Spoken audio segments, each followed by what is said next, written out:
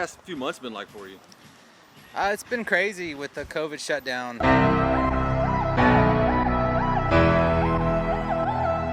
You know, it's slowed things down around here. You know, we did a few private lessons through that, but for the most part, we were shut down, and we're just starting to pick back up steam. The kids are starting to come back up here. Some people don't feel comfortable training. You know, we keep it open in the front and the back, and we clean it thoroughly every night. But some people still have, their fears, and it's not back full capacity yet.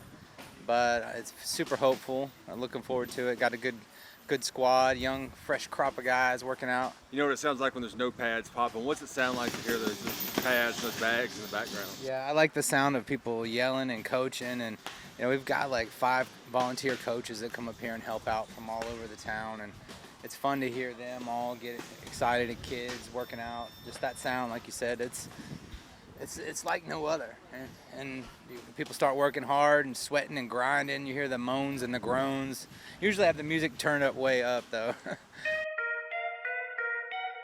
He's got to be one of my favorite all-time people I've ever trained. Can we get your first and last name?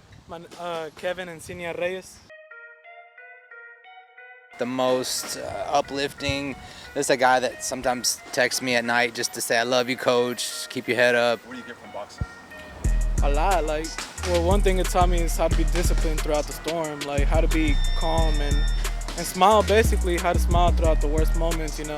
My first day I came and I technically just sparred somebody right away, and I liked it, and so ever since then I started coming.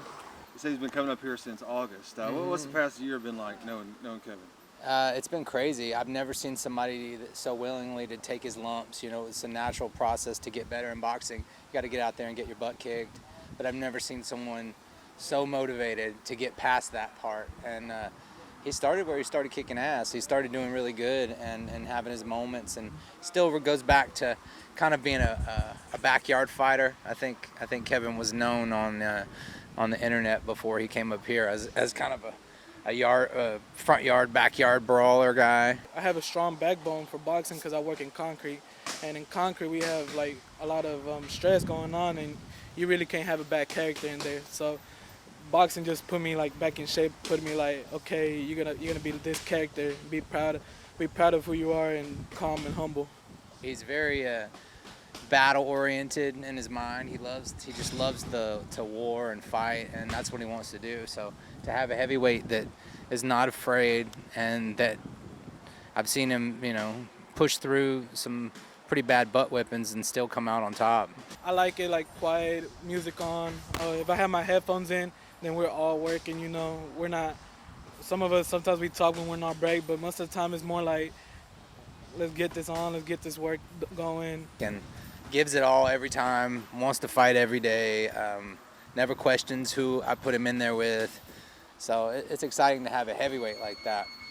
And we've been through it a lot, to be honest. Super colorful. We laugh at him because he says the phrase "to be honest." English is a second language for Kevin, and "to be honest" is a phrase that I think he says to buy time to think of what to say in the English translation. So he kind of, how I guess like Italian people are like, forget about it. He's like, "to be honest," and then he's thinking, and then he'll say it. And anyways, people say that when they see him, they're like, "Kevin, to be honest," because he says it all the time. Tell me about Jake. Jake, oh yeah, he's very cool. I love him, to be honest. Like, I see him as a best friend, as a coach, and we went to Lafayette, and we've been through it a lot, to be honest. In Marshall, in Longview, we won that fight. Over here, I lost in Shreveport, in Bossier actually, and in Lafayette I lost, but he kept his head up for me, and it was something like you do not expect, because you expect them to push you, and you're just like, nah, you did your best you could, and there's no excuses to it. You did, and I'm proud of you. That's the type of person coaches. And how good did that feel when he said that? Huh? How good did that feel when he said that? It felt good. It felt like, okay, I got to put in more work. I got to do this. I got to do that. I got to surpass his expectations. And that's how it felt to me. Surpass everybody's expectations, all the coaches, everybody who's putting me to work. If I ask for it to work, doesn't matter if I feel tired, if I'm cramping up or bleeding, just to keep on doing it. It's exciting to see somebody that's driven like that. It's impressive that English isn't his first language. He's only 19 and he's so well spoken. Yeah, yeah. Well, maybe honest, he's well to be honest, maybe it's neutral. Maybe English. Maybe he learned English and Spanish at the same time. Definitely has an accent though.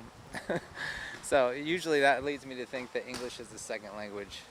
But that's an assumption and maybe a stereotype. I don't know. Which there are none in the boxing gym, which brings me back to that point.